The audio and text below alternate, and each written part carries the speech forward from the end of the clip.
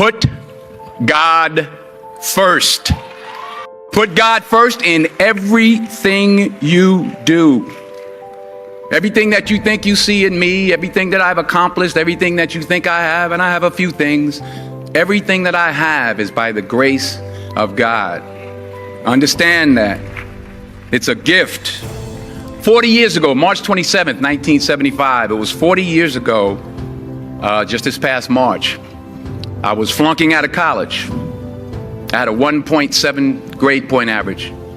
I hope none of you can relate. I had a 1.7 grade point average. I was sitting in my mother's beauty shop. They still call it beauty shops now? What they call it now? Yeah, I was sitting in the beauty parlor.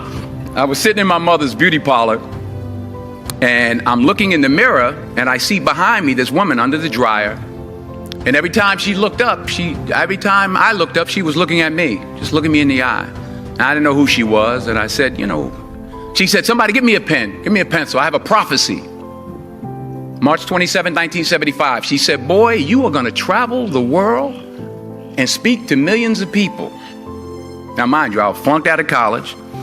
I'm thinking about joining the army. I didn't know what I was going to do, and she's telling me I'm going to travel the world and speak to millions of people.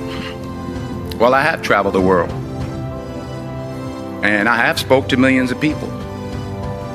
But that's not the most important thing, the success that I had. The most important thing is that what she taught me and what she told me that day has stayed with me since. I've been protected. I've been directed. I've been corrected. I've kept God in my life, and it's kept me humble. I didn't always stick with him, but he always stuck with me. So stick with him in everything you do. If you think you want to do what you think I've done, then do what I've done and stick with God. Number 2, fail big. That's right. Fail big.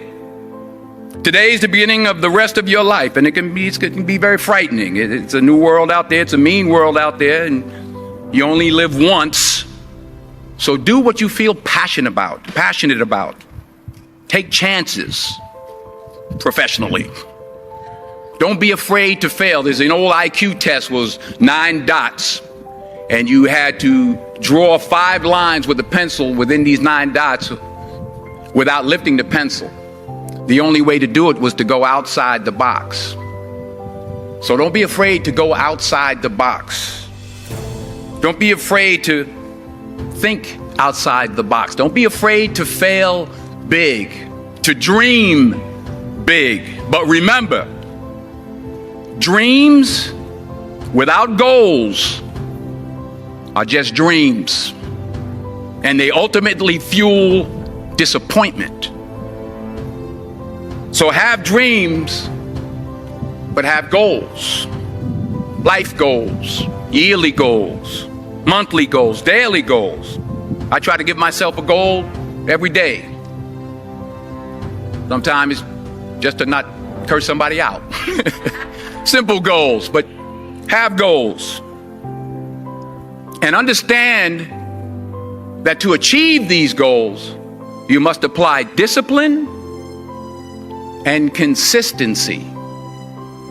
In order to achieve your goals, you must apply discipline, which you have already done, and consistency every day, not just on Tuesday and miss a few days.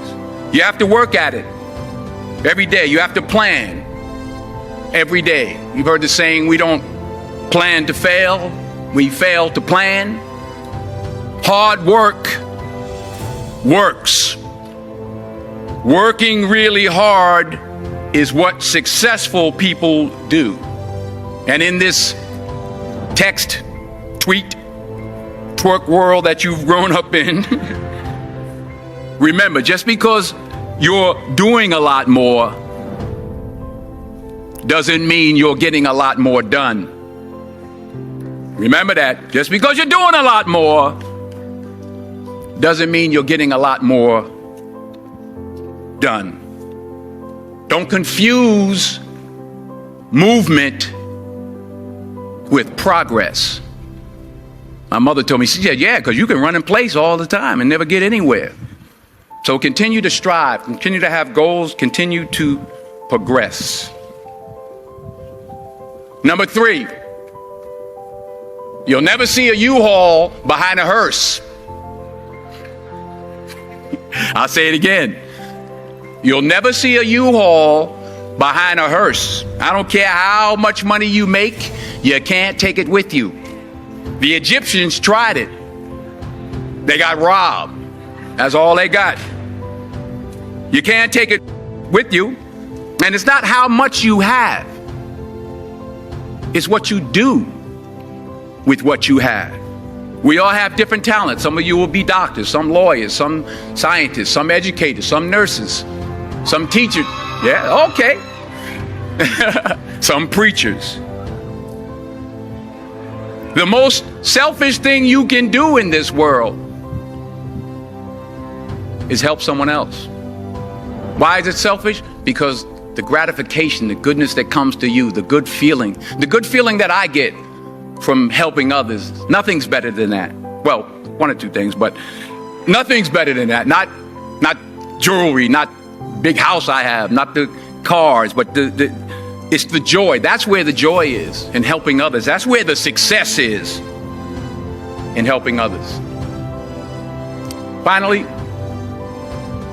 I pray that you put your slippers way under the bed tonight, so that when you wake up in the morning, you have to get on your knees to reach them. And while you're down there, say thank you for grace. Thank you for mercy. Thank you for understanding. Thank you for wisdom. Thank you for parents. Thank you for love. Thank you for kindness. Thank you for humility. Thank you for peace. Thank you for prosperity. Say thank you in advance for what's already yours.